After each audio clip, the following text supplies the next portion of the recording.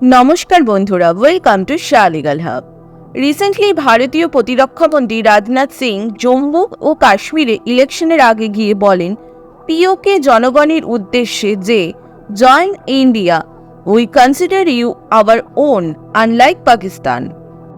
তিনি পিওকে জনগণদের ভারতে জয়েন করতে বলেছে বেশি অপরচুনিটির জন্য, সুযোগ সুবিধার জন্য, ডেভেলপমেন্টের জন্য, এবং তিনি এও বলেন যে ভারত তাদের নিজের মনে করে, কিন্তু পাকিস্তান তা মনে করেন না। यहाँ के विकास को देखकर पीओके के लोग कहेंगे कि अब हम पाकिस्तान के साथ नहीं रहना चाहते, हम भारत के साथ जाना चाहते हैं। मैं पीओके के लोगों से कहना चाहता हूं, पाकिस्तान के लोग आपको फॉरेनर मानते हैं, आपको विदेशी मानते हैं, लेकिन भारत के लोग आपको विदेशी नहीं मानते हैं।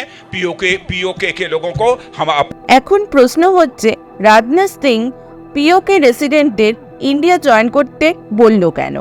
কিভাবেই তা ভারতের হতে পারে এবং পাকিস্তান পিওকে লোকেদের নিজেদের ভাবে না কেন? চলুন একটু আলোচনা করে নেওয়া যাক। এখানে হিন্দুস্তান টাইমসের একটি আর্টিকেলসে লেখা আছে, Rajnath Singh urges PoK residents to join India, city spark lawyers affidavit, we considered you. কিন্তু তিনি এই কথা কেন বললেন? ইন্ডিয়া টুডের একটি প্রতিবেদনে আমরা দেখতে পাচ্ছি যে PoK foreign territory admits Pakistan government in high court. Pakistan সরকার স্বীকার করেছে কাশ্মীর একটি বিদেশি অঞ্চল বা ফরেন টেরিটরি।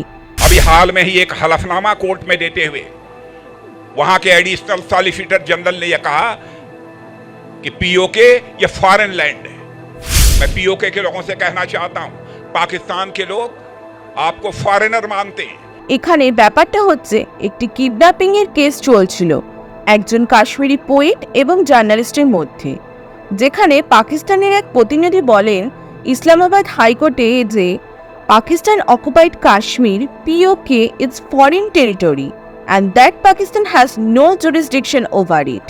মানে পাকিস্তান জুরিসডিকশন ওই অঞ্চলে নেই, এটা পরিষ্কার পাকিস্তানের সরকারি এক প্রতিনিধি বলেন। কারণ পাকিস্তান কনস্টিটিউশনে আর্টিকেল 1-এ পিওকে সম্বন্ধে কোনো কথা বলা নেই। পাকিস্তানের অন্য জায়গাগুলির ব্যাপারে বলা হলেও পিওকের ব্যাপারে কিছু বলা নেই। এখন আমাদের প্রশ্ন হতেই পারে, তাহলে কাশ্মীরের ব্যাপারে কি পাকিস্তান কনস্টিটিউশনে কিছু লেখা নেই? না, অবশ্যই আছে। এটা লেখা আছে আর্টিকেল নাম্বার 257-এ, যেখানে লেখা আছে পিওকে তখনই পাকিস্তানের মধ্যে অন্তর্ভুক্ত করা হবে যখন ওখানকার লোক চাইবে তারা পাকিস্তানে অন্তর্ভুক্ত হতে। এই কারণে ভারতীয় প্রতিরক্ষা মন্ত্রী হয়তো বলতে চেয়েছেন যে পাকিস্তানের লোকেরাই পিওকে একটি ফরেন টেরিটরি হিসেবে দেখে, আমরা তা দেখি না। হয়তো এই কারণেই ভারতের আর্টিকেল 370 তুলে দেওয়া হয়, যাতে ভারতে অন্য স্টেটগুলির সাথে জম্মু ও কাশ্মীরের কোনো পার্থক্য না থাকে।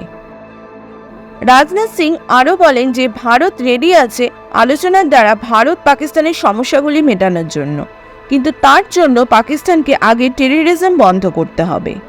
সাথে তিনি এও বলে জম্মু অ্যান্ড কাশ্মীরে যতগুলি টেররের ইনসিডেন্ট ঘটে তার মধ্যে ম্যাক্সিমামই মুসলিমরাই মারা যায় বলে তিনি জানিয়েছেন। এখন একটু আমরা দেখে নিই যে ভারত কিভাবে পিওকে নিজের দখলে করতে পারে। নাম্বার 1, আলোচনার মাধ্যমে, যা বহু বছর ধরে দুই দেশ চেষ্টা করছে, বাট কোনো ফল মেলেনি। নাম্বার 2, যুদ্ধের মাধ্যমে। আমাদের মনে রাখতে হবে যে দুই দেশেই পারমাণবিক শক্তিধারী দেশ, সেখানে পাকিস্তানের অর্থনীতি খুব একটা ভালো নয়, আবার ভারত একটি ডেভেলপিং কান্ট্রি। যুদ্ধ দিয়ে বিচার করতে গেলে দুই দেশকে একটি বিশাল ক্ষতির সম্মুখীন হতে হবে। নেক্সট, নাম্বার 3, ইউএনের দ্বারা। ইউএনের দ্বারা ভারত চেয়েছিল এই সমস্যার সমাধান করতে, কিন্তু কিছুতেই এই সমস্যার সমাধান ইউএন করতে পারেনি।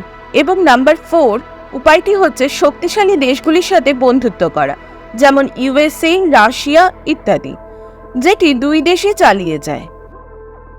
কিন্তু একটা কথা আমাদের মাথায় রাখতে হবে যে ভারত কী কারণে পিওকে নিজের বলে দাবি করে, কারণ ভারত বহু বছর ধরেই এটি ক্লেম করে আসে। 1947-এর আগে মহারাজ হরি সিং জম্মু এবং কাশ্মীরে রাজত্ব করতেন। যখন পাকিস্তান জম্মু ও কাশ্মীরের ওপর আক্রমণের চেষ্টা করে, তখন মহারাজ হরি সিং ভারতের সাথে একটি চুক্তি সাইন করেন এবং বলেন জম্মু এবং কাশ্মীর এটি ভারতের অংশ। এটি হচ্ছে একটি কনস্টিটিউশনাল ক্লেম, যেটি ভারত বহু বছর ধরেই করে আসছে।